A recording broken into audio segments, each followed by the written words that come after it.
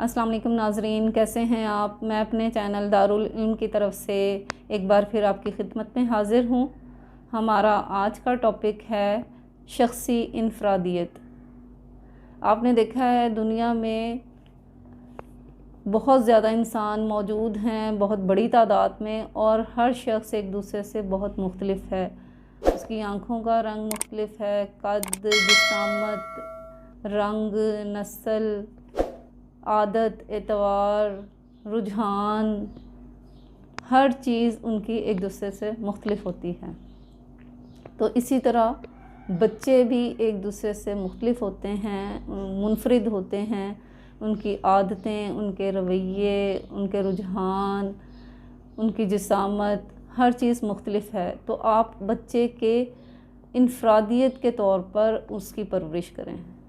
بچے کی ذہانت کے معیار بھی مختلف ہوتے ہیں۔ مختلف بچے ہوتے ہیں ایک کلاس میں یا ایک خاندان میں۔ آپ نے دیکھا ہوگا کوئی بچہ بہت زیادہ ذہین ہوتا ہے، کوئی اوسط درجے کی ذہانت لے کر پیدا ہوتا ہے، اور کوئی بالکل ہی بہت دیر سے بات سمجھتا ہے۔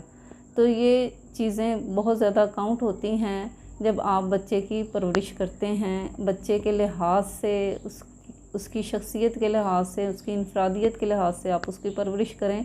جو چیزیں اس میں موجود ہیں آپ اس کی پرورش اس کے لحاظ سے کریں۔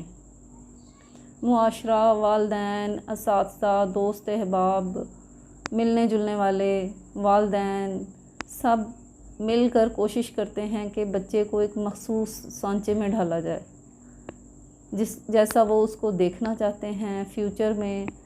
وہ اس کے لیے کوشش کرنا شروع کر دیتے ہیں جیسے بچہ گروئنگ ایج میں آنا شروع ہوتا ہے۔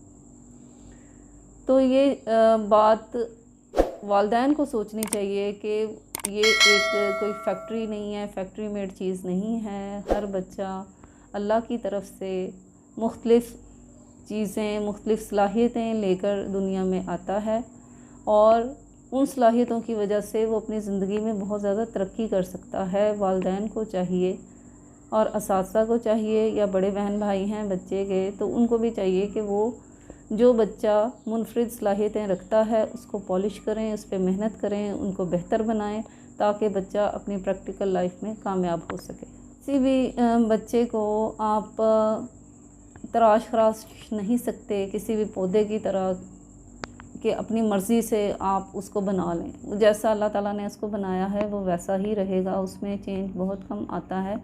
تربیت اور ماحول کا فرق تو پڑتا ہے، لیکن جو اس کی صلاحیتیں ہیں جن کو استعمال کر کے وہ اپنی زندگی میں بہتری لا سکتا ہے، وہ وہی رہیں گی۔ اگر کوئی بچہ پینٹنگ کی طرف مائل ہے تو وہ ایک اچھا پینٹر بن سکتا ہے۔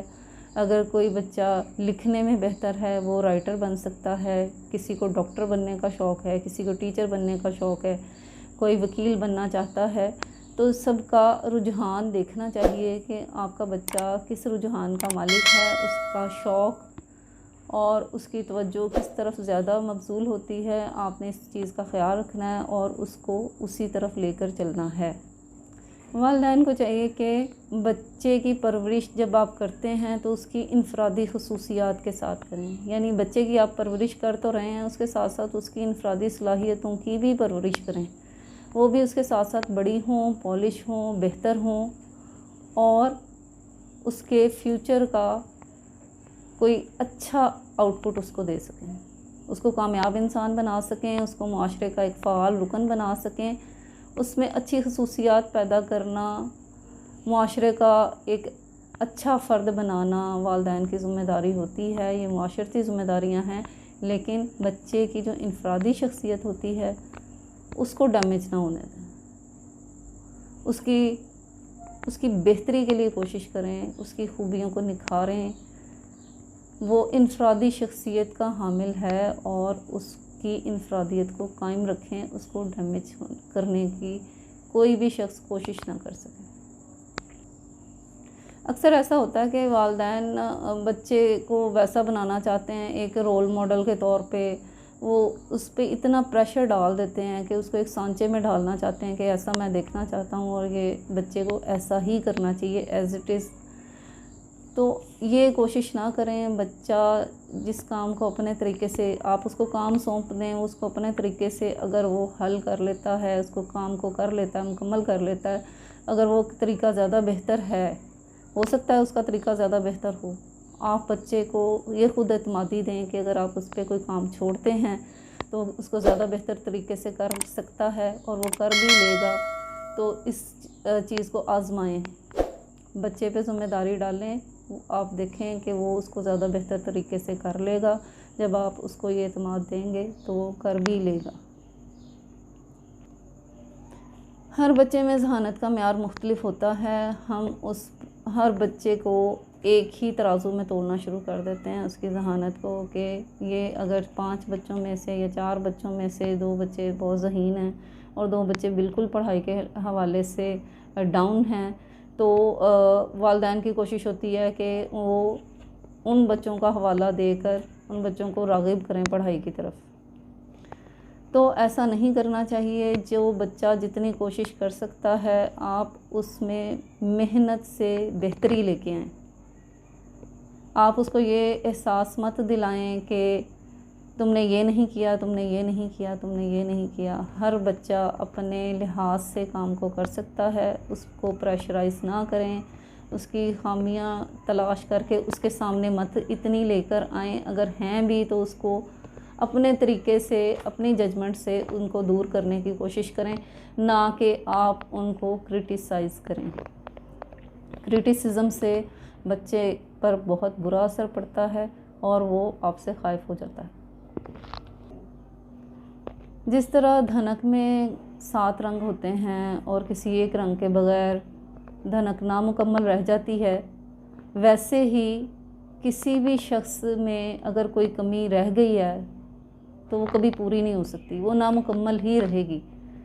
تو کیا آپ یہ چاہیں گے کہ آپ کے بچے میں کوئی کمی رہ جائے؟ ایسا نہیں ہو سکتا نا۔ آپ یہ چاہیں گے کہ آپ کا بچہ ہر لحاظ سے مکمل شخصیت کا حامل ہو، اس کی انفرادیت قائم ہو۔ تو یہ ہر رنگ جو دھنک کا ہے وہ اس کی انفرادیت ہی ہے۔ آپ سمجھیں کہ وہ دھنک کا ایک مخصوص رنگ ہے جس کے بغیر دھنک مکمل نہیں ہو سکتی۔ تو آپ کوشش کریں کہ اس رنگ کو برقرار رکھیں، بچے کو وہی ماحول دیں جو اس کی پرورش کے لیے بہتر ہے، اور ویسا ہی ٹریٹ کریں جو اس کی ذہنی صلاحیتوں کے مطابق، اس کے ہنر کے مطابق، اس کے رجحان کے مطابق بہتر ہے، تاکہ ان کی بھی پرورش ہو سکے اور وہ ایک مکمل شخصیت رکھے۔ بعض اوقات ایسا ہوتا ہے کہ ہم اس بچے کو اتنا پریشرائز کرتے ہیں کہ اس کی تخلیقی صلاحیتیں دب کے رہ جاتی ہیں۔